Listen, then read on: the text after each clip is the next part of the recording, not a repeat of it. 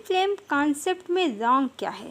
Hello friends, इतना तो हम सभी जानते हैं कि ट्विन फ्लेम कॉन्सेप्ट का जो सीधा सीधा मोटा मोटा अर्थ है, एक आत्मा के दो टुकड़े जुड़वा लो।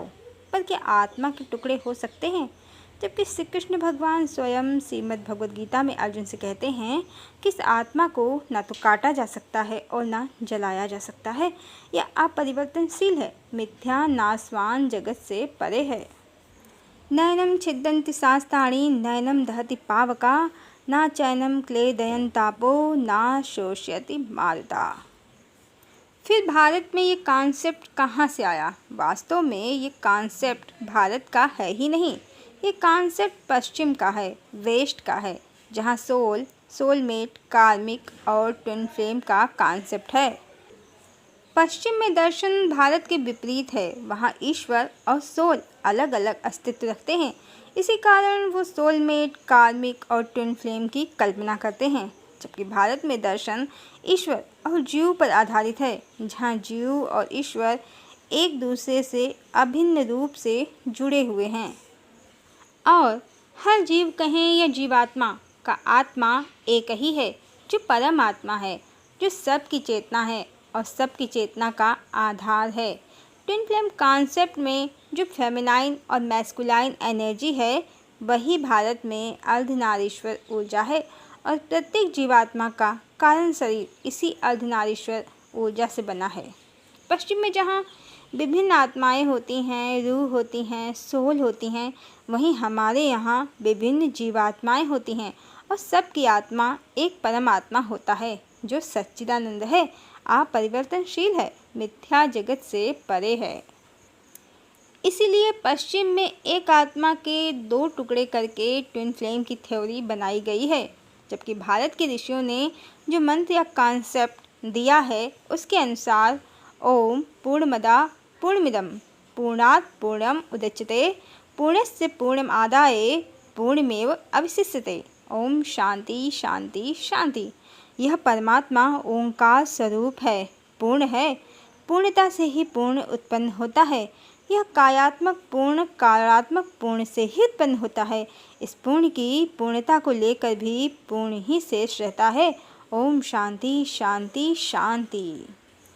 स्पष्ट है कि एक परम ब्रह्म परमात्मा जो पूर्ण है, जो सबका कारण शरीर हैं, जिनके कारण सबको उनकी काया या अस्तित्व प्राप्त हुआ है, सभी जीवात्माएं इसी पूर्ण परमात्मा से बनी हैं और सभी पूर्ण हैं। यह परमात्मा का स्वभाव है कि वो पूर्ण है और उनसे जो कुछ भी उत्पन्न हो रहा है, सभी कुछ पूर्ण है। संसार की वितरण व्यवस्था जैसा नियम यहाँ नहीं है कि बांटने से घट जाता है या कम हो जाता है। यहाँ कितना ही वितरण हो, पूर्ण ही शेष रहता है और जो बन रहा है, जो वितरित हो रहा है, वो भी पूर्ण रहता है। इसी नियम से हर जीवात्मा पूर्ण है, कोई आधा हिस्सा नहीं हुआ है आत्मा का। वैसे भी आत्मा सबका परमात्मा है, जो भगवान श्री कृष्ण के अनुसार अपरिवर्तनशील है। जो इस समय इतने सारे लोग ट्विन फ्लेम होने का दावा कर रहे हैं, वो क्या है? वो मात्र इतना ही है कि जिनके भी सातों चक्र समान हैं, उनको समान चेतना की अनुभूति हो रही है। क्योंकि सबका आत्मा, सबका चेतना एक ही है, इसीलिए समान चक्रों की स्थिति होने से अपनेपन का बहुत निकट का आभास होता है एक जैसे चक्रों की स्थिति वाले जीवात्माओं को। अन्यथा आत्मा के कोई टुकड़े नहीं हुए हैं, बल्कि जब दो से ज़्यादा जीवात्माओं में चक्रों की स्थिति समान हो रही है, तो सभी एक दूसरे के ट्विन फ्लेम हो गए या इक्वल फ्लेम हो गए। गलत कॉन्सेप्ट वाले कहते हैं कि आपकी सोल एनर्जी इतनी ज़्यादा है कि ये कई शरीरों में डिवाइड हो गई है, जबकि वास्तविकता ये नहीं है, क्योंकि सोल कहें या आत्मा या चेतना, वो सबकी एक ही है। जब स्वयं परमात्मा मात्र दो शरीरों में, सीताराम कहें या राधा कृष्ण या गौरी शंकर में प्रकाशित होते हैं, तो ऐसी कौन सी एनर्जी है जो उनसे ज़्यादा है कि कई शरीरों में डिवाइड हो गई है? वास्तव में कोई डिवीज़न नहीं हुआ है, मात्र चक्रों की समान स्थिति के कारण ऐसी स्थिति उत्पन्न हो रही है। और परमात्मा भी डिवाइड नहीं होते हैं, क्योंकि उनके अनुसार ही आत्मा को काटा नहीं जा सकता है। सीताराम कहें या राधा कृष्ण, ये ओंकार स्वरूप परमात्मा का अर्धनारीश्वर रूप है। फेमिनाइन एनर्जी देवी का रूप है और मैस्कुलाइन एनर्जी शिव या कृष्ण है, राम है। जब परमात्मा धरती पर अवतरित होते हैं तो उनका डिवीज़न नहीं होता है, बल्कि उनकी स्त्री और पुरुष की ऊर्जा, शिव और शक्ति की ऊर्जा दो शरीरों में प्रकाशित हो जाती है और यही ऊर्जा सभी फ्लेम का कारण शरीर या कॉजल बॉडी है। अब जिनके भी सातों चक्र समान स्थिति में हैं, वो एक दूसरे को अपना आधा हिस्सा समझने लगते हैं, जबकि वास्तविकता ये है कि जिनके चक्र समान स्थिति में नहीं हैं, वो भी एक दूसरे का हिस्सा हैं, बस अनुभूति उस स्तर पर नहीं हो पाती है। लेकिन चेतना तो सबकी एक ही है, इसीलिए कम ज़्यादा हमें सबसे अपनापन लगता है। एक परमात्मा ही हम सब में प्रकाशित हो रहे हैं, सबकी चेतना एक ही है, यही सत्य है, वो भी बिना डिवाइड हुए। परमात्मा पूर्ण है और परमात्मा का प्रतिबिंब होने से हम सभी भी पूर्ण हैं। जिनके भी चक्र जागृत होते हैं, कुंडलनी जागृत होती है, उनके स्वभाव में ऐसी स्थिरता, मोहकता और मधुरता होती है कि वो तो सभी के सोलमेट या ट्विन फ्लेम प्रतीत होते हैं। उनके पास बैठने मात्र से मन को शांति मिलती है। जैसे भगवान बुद्ध या चैतन्य महाप्रभु, ये जहाँ से गुजरते थे सभी का मन मोह लेते थे। यहाँ तक कि हिंसक पशु भी अपना प्राकृतिक हिंसा का गुण स्वभाव छोड़कर इनके साथ प्रेम से चलने लगते थे। सब चक्रों की जागृति का खेल है। जो भी अपने चक्रों को जागृत कर लेते हैं, संतुलित कर लेते हैं, सभी उनके सोलमेट या ट्विन फ्लेम ही बन जाते हैं और उनका कोई कार्मिक नहीं होता है। ट्विन फ्लेम कॉन्सेप्ट वैसा नहीं है कि आत्मा एक सेब है और उसके दो टुकड़े हो गए हैं जिन्हें आपस में जोड़ना है, बल्कि ऐसा है कि जिनमें भी सारे गुण सेब के हैं वो सभी सेब हैं और जिनमें सारे गुण आम के हैं वो सभी आम हैं। गुण यहाँ चक्रों की स्थिति है और सभी सेब सेब से मिल भी जाएं तो भी सेब एक तो हो गए हैं, पर हैं अब भी वो अलग अलग ही। इसीलिए सेब का सेब से मिल जाना भी मुक्ति की अवस्था नहीं है, अभी भी अस्तित्व है, मुक्ति नहीं हुई है। इसीलिए दो इक्वल फ्लेम मिल भी जाएं तो भी फ्लेम का अस्तित्व विद्यमान है, ये मोक्ष की अवस्था नहीं है। इसलिए जो भी कहते हैं कि रीयूनियन होने से मोक्ष मिलता है तो उनका ज्ञान अधूरा है। कारण आपका जो रीयूनियन हुआ है आपके डीएम या डीएफ से, तो मध्य में डिवाइन कहें या परमात्मा वो हैं। आप भी हैं, डीएम या डीएफ भी हैं और ईश्वर भी है।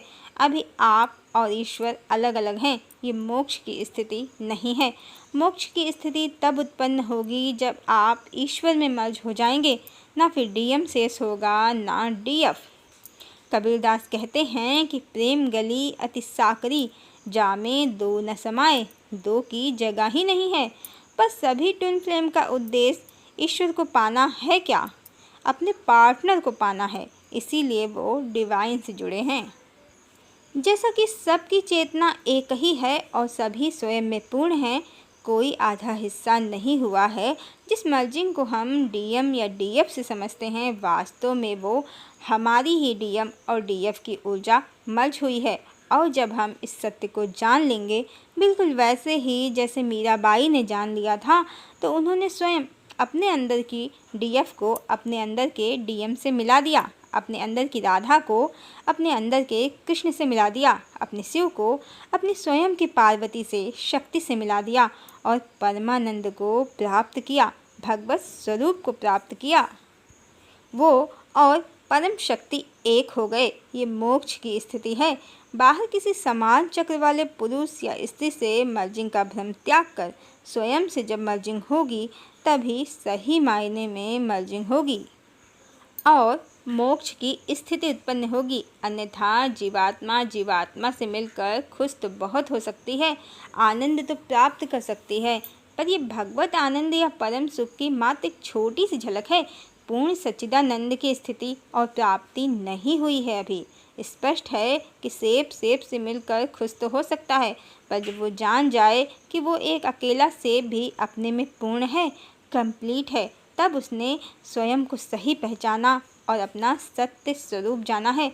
बिल्कुल ऐसा ही है ट्विन फ्लेम के साथ। एक जैसे चक्रों की स्थिति वाले से मिलकर अपनापन तो महसूस हुआ, पर जब साथ आकर भी साथ नहीं मिला जगत में और स्वयं को पहचाना तो जाना कि जो वो है वो ही मैं हूँ।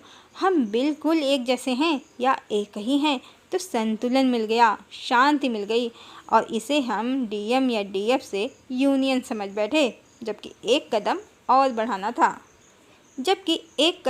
बढ़ाना था मीराबाई की तरह और जान लेना था कि मैं स्वयं ही राधा और कृष्ण दोनों हूँ। मैं परम ब्रह्म परमात्मा का प्रतिबिंब हूँ, अपूर्ण नहीं हूँ, पूर्ण हूँ मैं। और संसार के डीएम को छोड़कर जो हमारे वास्तविक डीएम हैं शिव या कृष्ण, उन्हें ही पा लेना था। पर सारे ट्विन फ्लेम क्या कर रहे हैं? पश्चिम की सभ्यता को फॉलो कर रहे हैं, आत्मा के ही टुकड़े कर दे रहे हैं और परमात्मा को पाने के बजाय अपना आधा हिस्सा ढूंढने, पकड़ने और जोड़ने में लगे हैं। मिथ्या जगत में, मिथ्या संबंधों में सत्य को ढूंढने में लगे हैं, जबकि संसार परम ब्रह्म की योग माया से बहुत ही जटिल तरीके से बंधा है। इससे निकलने का मार्ग मात्र परमात्मा में भक्ति है, दूसरा कोई नहीं है। सूर का मार्ग, कबीर का मार्ग, गुरु नानक का मार्ग, मीरा का मार्ग ही परमात्मा से मिला सकता है, दूसरा नहीं। माना कि किसी समान चक्रों की स्थिति वाले से यूनियन हो गया, मर्जिंग हो गई और फिर पता चला कि अभी कोई और भी है। इसके चक्रों की भी, सारे चक्रों की स्थिति भी समान है हमारे चक्रों से। फिर इससे यूनियन हो गया, कितनी बार यूनियन होगा, कितनी बार मर्जिंग होगी। इतने सारे यूनियन और मर्जिंग के बाद भी छोड़ने पकड़ने का क्रम कभी समाप्त नहीं होता और ये मुक्ति की अवस्था भी नहीं है, कारण कि मूल को तो छोड़ दिया है। मूल में तो हम स्वयं हैं, मूल में तो परमात्मा है। हम पूर्ण हैं, पूर्ण काम हैं। अपने ईश्वर की भांति स्वयं को ही प्राप्त करना है। हर जीवात्मा को स्वयं में ही ब्रह्मानंद की अनुभूति करनी है, अहम ब्रह्मास्मि को अनुभूत करना है और यही हर फ्लेम का लक्ष्य है। और जो स्वयं को ट्विन फ्लेम समझते हैं उनका भी यही लक्ष्य है। हर जीवात्मा परमात्मा का पूर्ण प्रतिबिंब है, पर प्रतिबिंब से प्रतिबिंब का मिलना मोक्ष नहीं है। प्रतिबिंब का अपने सत्य स्वरूप में मिलना मुक्ति है, मोक्ष है। और यदि आप सोच रहे हैं कि आप डिफरेंट हैं, आप बहुत लकी हैं कि आप ट्विन फ्लेम हैं, आपका अंतिम लक्ष्य अपने ट्विन फ्लेम को प्राप्त करना है, तो ये आपकी भूल है। अवश्य जानें कि ये भी हरि की माया है और ये इस संसार में जन्म मरण के चक्र में भटकने के लिए खेला गया हरि का एक खेल मात्र है, क्योंकि माया बड़ी ठगनी है। यूं ही संसार से मुक्ति नहीं मिल जाएगी, क्योंकि हर स्थिति में परमात्मा को प्राप्त करना ही हर फ्लेम का अंतिम लक्ष्य है, जो मात्र भक्ति, ध्यान, आत्म साधना, आत्म अनुभूति से ही संभव है, न कि किसी फ्लेम से मर्ज होने पर, फिर चाहे आप उसे अपना ट्विन फ्लेम ही क्यों न समझें।